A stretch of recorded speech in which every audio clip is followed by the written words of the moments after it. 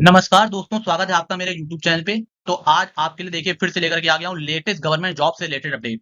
तो bumper vacancy निकली हुई है, 23,175 वैकेंसी निकली हुई है बिहार में।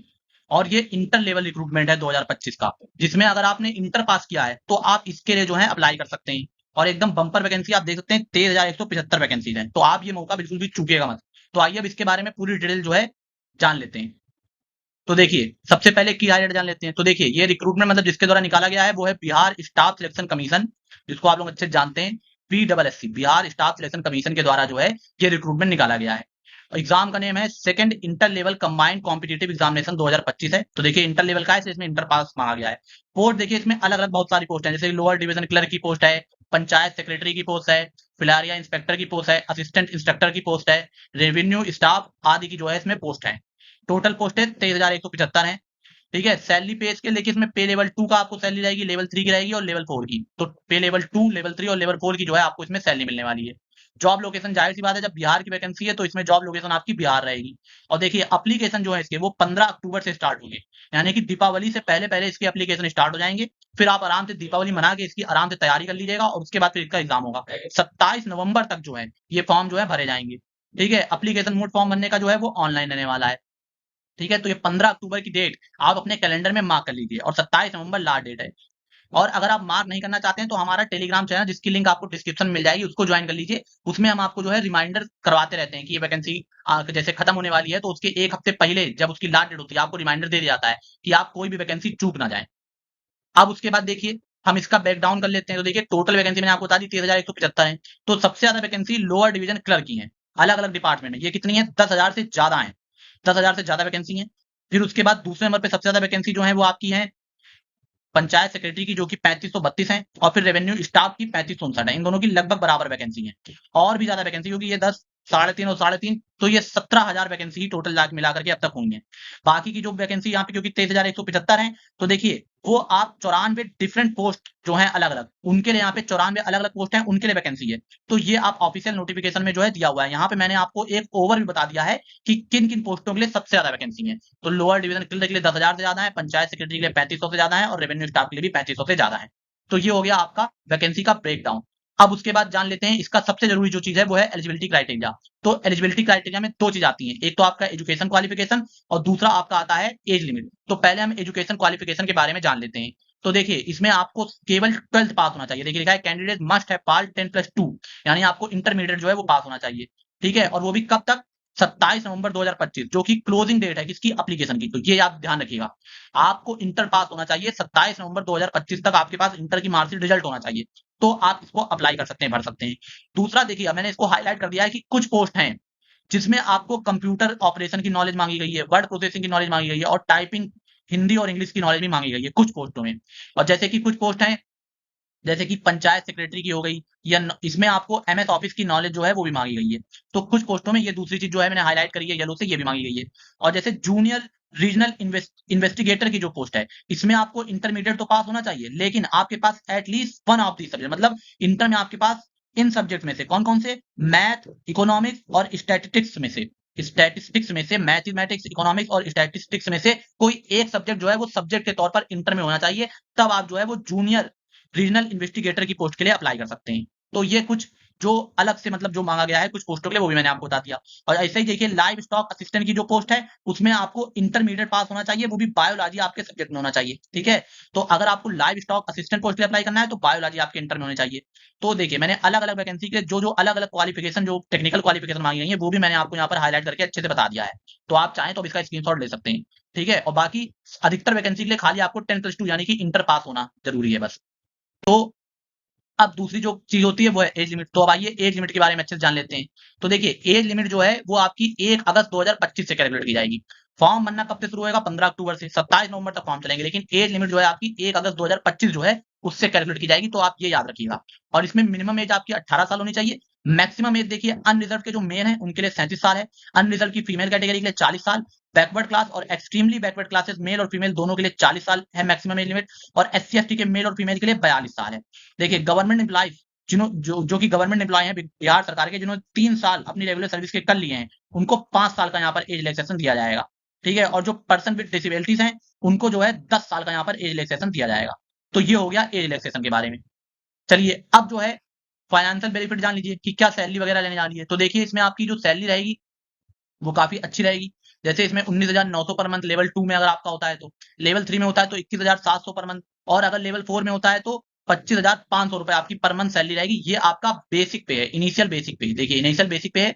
इसके अलावा देखिए आपको DNS allowances, HRA, house rent allowances, travel allowances और मेडिकल अलाउंसेस, ये सारी सुविधाएं मिलेंगी। तो इससे आपकी सैलरी जो है आप मान के चलिए कि आपको 30,000 प्लस पर मंथ सैलरी तो मिलेगी ही मिलेगी। तो ये आपकी हो गई सैलरी।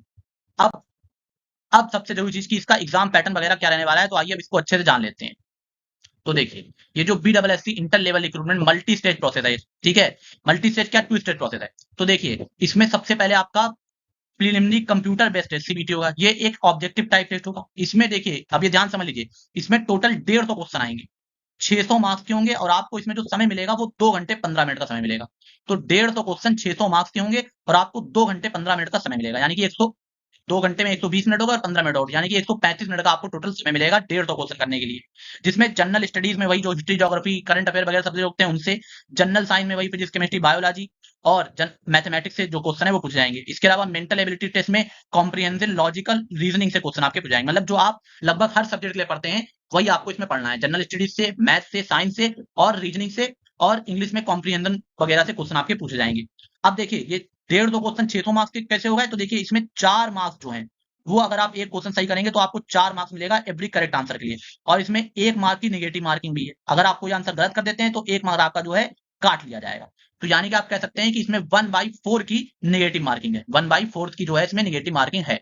4 मार्क्स सही करने पे मिलेंगे, 1 मार्क आपका काट जाएगा गलत आंसर देने पे, ठीक है। और अब देखिए इसके बाद जो प्री क्वालिफाई कर जाएगा, तो जितनी वैकेंसी है, तो वैकेंसी 23,175 है, तो उसका 5 times total number of vacancy का जो है उनको मेन एग्जाम के लिए यहाँ पर जो है बुलाया जाएगा, ठीक है। तो मतलब आप कह सकते हैं प्री जो पास करेंगे उसके जितनी वैकेंसी है 23,175 के 5 गुना लोग जो है वो प्री पास करेंगे, और उनको जो है मेन एग्जाम के लिए क्वालिफाई करके फिर उनसे मेन एग्जाम लिया जाएगा। तो ये हो गया आपका पहला प्रीलिमिनरी कंप्यूटर बेस्ड एग्जामिनेशन। अब मैं इसको यहाँ पर साफ करता हूँ जिससे कि आप आराम से इसको जब चाहें तब देख सकते हैं और इसका स्क्रीनशॉट ले सकते हैं, ठीक है। तो ये मैंने आपको पूरा समझा दिया है। अब इसके बाद जो है आगे बढ़ते हैं। तो अब बात करेंगे टियर 2 मेन एग्जामिनेशन और स्किल टेस्ट कहते हैं। तो देखिए अधिकतर जो है जो लेवल है जिसमें कुछ अजब से क्वालिफिकेशन नहीं मांगा गया है, उसमें तो खाली लेवल बनी है। लेकिन जो लोग प्रीलिमिनरी एग्जामिनेशन क्लियर कराएंगे उनको मेन एग्जामिनेशन के लिए बुलाया जाएगा।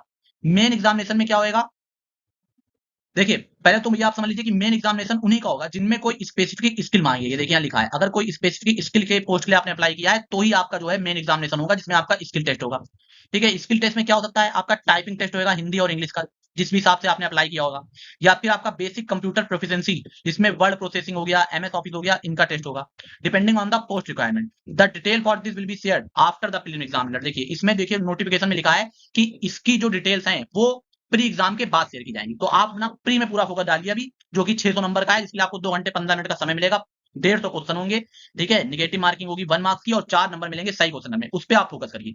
फिर उसके बाद जो है मेन की बात जो है वो प्री के बाद, जब प्री का रिजल्ट आ जाएगा उसके बाद आपको जो है बताया जाएगा कि किस पोस्ट के लिए मेन एग्जाम होगा और किसके लिए नहीं होगा। अधिकतर पोस्ट के लिए मेन एग्जामिनेशन वैसे इसमें नहीं होने वाला है, तो उनकी प्री से ही मेरिट बन जाएगी। तो ये आपका हो गया मेन एग्जामिनेशन के बारे में, ठीक है, और स्किल टेस्ट के बारे में।